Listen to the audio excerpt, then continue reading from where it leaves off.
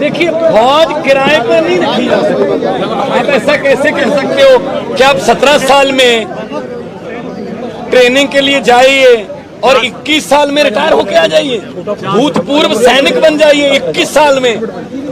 तो ये तो ठीक नहीं है। 4 साल जिन्होंने देश के लिए बहुत ही उल्ट हालातों में काम करना होता है, जब हम अपने बच्चों के साथ सो रहे होते हैं एसी लगाकर, तब वो 50-55 डिग्री सेल्सियस जैसलमेर और गंगानगर के बॉर्डर पर हमारे सैनिक काम कर रहे होते हैं, देश के लिए हमारी रक्षा कर रहे होते हैं। जब हम हीटर लगाकर सोते हैं बच्चों के साथ, तो वो कारगिल की पहाड़ियों में -20 डिग्रीज में काम कर रहे होते हैं। क्या आप उनको किराए पे रखोगे कि आ जाओ जी 4 साल के बाद आपको भूतपूर्व सैनिक बना, साबका बना देंगे? ये नेता तो कभी रिटायर नहीं होते हैं, सिर्फ जनता ही रिटायर होती है, और वो भी सैनिक। इसका विरोध करते हैं हम। ऐसा नहीं चाहिए, हमें फौज किराए पे नहीं चाहिए। फौज का मतलब फौज है।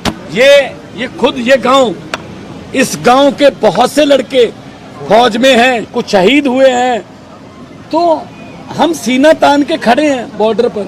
लेकिन आप हमारी तनख्वाह या पेंशन काट रहे हो, तो ये तो अच्छी बात नहीं है। प्रधानमंत्री को क्या अपील करेंगे सर? मैं तो यही अपील करूंगा, ये जो कानून उन्होंने अग्निपथ वाला बनाया है, इसको वापस लें।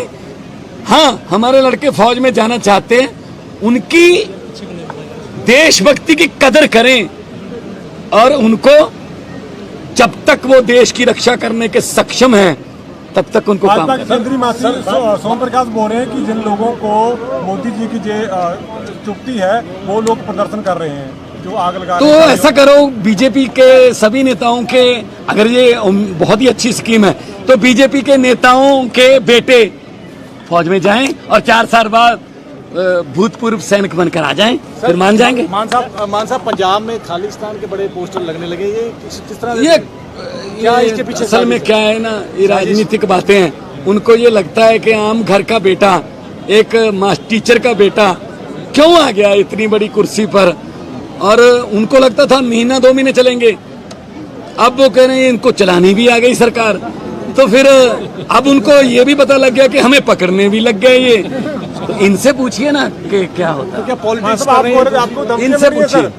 सर आप इनकलाब इनकलाब, ये जवाब है, ये जवाब है। आप भी धमकियां मिल रही हैं, आप बोल रहे थे भगत सिंह से डबल जिंदगी जी बैठे हैं, क्या धमकियां देंगे?